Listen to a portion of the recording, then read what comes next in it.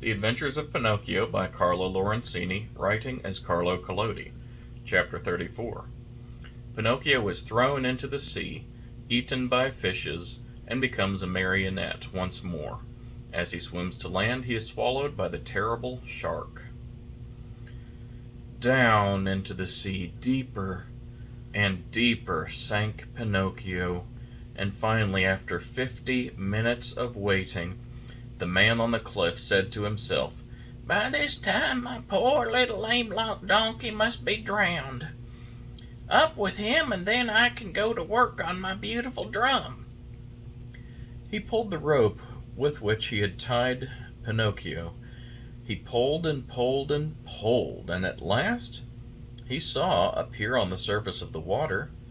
Can you guess what? Instead of a dead donkey, he saw a very much alive marionette, wriggling and squirming like an eel. Seeing that wooden marionette, the poor man thought he was dreaming, and sat there with his mouth wide open and his eyes popping out of his head. Gathering his wits together, he said, "And the donkey I threw into the sea, what's become of him?" "I am that donkey," answered the marionette, laughing. "You?" "I." "Ah, you little cheat, are you poking fun at me?" "Poking fun at you? Not at all, my dear master. I'm talking seriously." "But then how is it that you, who a few minutes ago were a donkey, are now standing before me a wooden marionette?" "It may be the effect of the salt water. The sea is fond of playing these tricks." "Be careful, marionette, be careful. Don't you laugh at me. Woe be to you if I lose my patience." "Well then, my master, do you want to know my whole story? Untie my leg, and I shall tell it to you better." The old fellow, curious to know the true story of the marionette's life, immediately untied the rope which held his foot. Pinocchio, feeling free as a bird of the air, began his tale. "Know then that once upon a time I was a wooden marionette just as I am today. One day I was about to become a boy, a real boy, but on account of my laziness and my hatred of books, and because I listened to bad companions, I ran away from home. One beautiful morning I woke to find myself changed into a donkey, long ears, grey coat, even a tail. What a shameful day for me! I hope you will never experience one like it, dear master. I was taken to the fair and sold to a circus owner, who tried to make me dance and jump through the rings. One night during the performance I had a bad fall and became lame. Not knowing what to do with a lame donkey, the circus owner sent me to the marketplace, and you bought me." "Indeed I did buy you. I paid 4 whole cents for you. Now who will return my money to me?" "But why did you buy me? You bought me to do me harm, to kill me, to make a drumhead out of me." "Indeed I did. Now where shall I find another skin?" "Never mind, dear master. There are so many donkeys in this world." "Tell me, impudent little rogue, does your story end here?" "One more word," answered the marionette, "and I am through. After buying me, you brought me here to kill me, but feeling sorry for me, you tied a stone to my neck and threw me to the bottom of the sea. That was very good and kind of you, to want me to suffer as little as possible, and I shall remember you always for it. And now my fairy will take care of me, even if you—" "Your fairy? Who is she?" "She is my mother, and like all other mothers who love their children, she never loses sight of me, even though I do not deserve it. And today this good fairy of mine, as soon as she saw me in danger of drowning, sent 1,000 fishes to the spot where I lay. They thought I was really a dead donkey and began to eat me. What great bites they took! One ate my ears, another ate my nose, a third my neck and my mane. Some went at my legs, and some at my back, and among the others there was one tiny fish so gentle and polite that he did me the great favor of eating my tail." "From now on," said the man, horrified, "I swear I shall never again taste fish. How I should enjoy opening a mullet or a whitefish just to find in there a tail of a dead donkey." "I think as you do," answered the Marionette, laughing. "Still, you must know that when the fish finished eating my donkey coat, which covered me from head to foot, they naturally came to the bones, or rather, in my case, to the wood. As for I am made of very hard wood.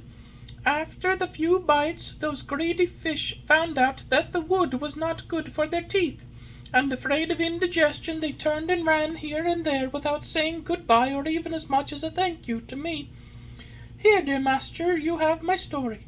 You know now why you found a marionette and not a dead donkey when you pulled me out of the water."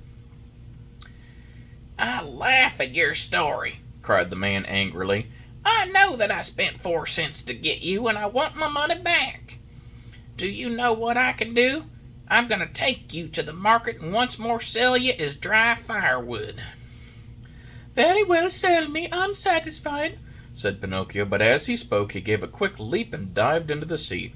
Swimming away as fast as he could, he cried out, laughing, "Ha ha! Goodbye, master. If you ever need a skin for your drum, remember me." He swam on and on. After a while he turned again and called louder than before, "Goodbye, master. If you ever need a piece of good dry firewood, remember me." In a few seconds he'd gone so far he could hardly be seen. All that could be seen of him was a very small black dot moving swiftly on the blue surface of the water. A little black dot which now and then lifted a leg or an arm in the air. One would have thought that Pinocchio had turned into a porpoise playing in the sun. After swimming for a long time, Pinocchio saw a large rock in the middle of the sea. A rock as white as marble. High on the rock stood a little goat, bleating and calling and beckoning to the marionette to come to her. There was something very strange about that little goat. Her coat was not white, or black or brown, as that of any other goat, but azure, a deep, brilliant color that reminded one of the hair of the lovely maiden. Pinocchio's heart beat fast, and then faster and faster. He redoubled his efforts and swam as hard as he could toward the white rock. He was almost halfway over when suddenly a horrible sea monster struck its head out of the water, an enormous head with a huge mouth wide open, showing 3 rows of gleaming teeth, the mere sight of which would have filled you with fear. Do you know what it was? That sea monster was no other than the enormous shark, which has often been mentioned in this story, and which on account of its cruelty had been nicknamed the Attila of the sea by both fish and fishermen. Poor Pinocchio! The sight of that monster frightened him almost to death.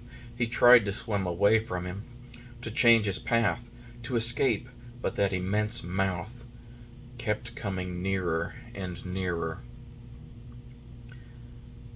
"Hasten, Pinocchio, I beg of you," bleated the little goat on the high rock. And Pinocchio swam desperately with his arms, his body, his legs, his feet. "Quick, Pinocchio, the monster's coming nearer." Pinocchio swam faster and faster and harder and harder. "Faster, Pinocchio, the monster will get you. There he is! There he is! Quick, quick, or you are lost!" Pinocchio went out through the water like a shot, swifter and swifter. He came close to the rock. The goat leaned over and gave him one of her hooves to help him up out of the water. Alas, it was too late. The monster overtook him, and the marionette found himself in between the rows of gleaming white teeth. Only for a moment, however, for the shark took a deep breath, and as he breathed he drank in, and the marionette as easily as he would have sucked in an egg went into the mouth. Then he swallowed him so fast that Pinocchio, falling down into the body of the fish, lay stunned for half an hour. When he recovered his senses, the marionette could not remember where he was. Around him all was darkness, a darkness so deep and so black that for a moment he thought he had put his head into an inkwell. He listened for a few moments and heard nothing. Once in a while a cold wind blew on his face. At first he could not understand where that wind was coming from, but after a while he understood that it came from the lungs of the monster. I forgot to tell you that the shark was suffering from asthma, so that whenever he breathed, a storm seemed to blow. Pinocchio at first tried to be brave, but as soon as he became convinced that he was really and truly in the shark's stomach, he burst into sobs and tears. "Help! Help!" he cried. "Oh, poor me! Won't someone come to save me?" "Who is there to help you, unhappy boy?" said a rough voice like a guitar out of tune. "Who's talking?" asked Pinocchio, frozen with terror.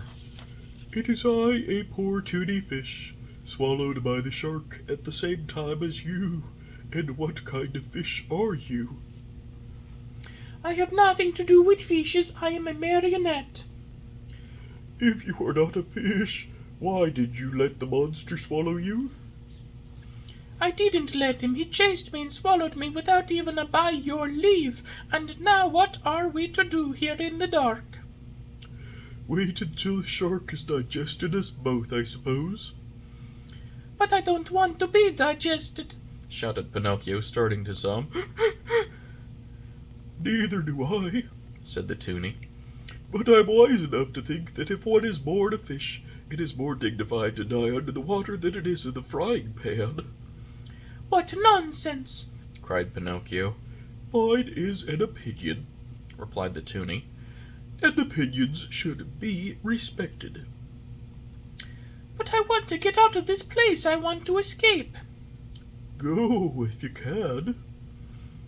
"Is this shark that swallowed us very long?" asked the marionette. "His body, not counting the tail, is almost a mile long." While talking in the darkness, Pinocchio thought he saw a faint light in the distance.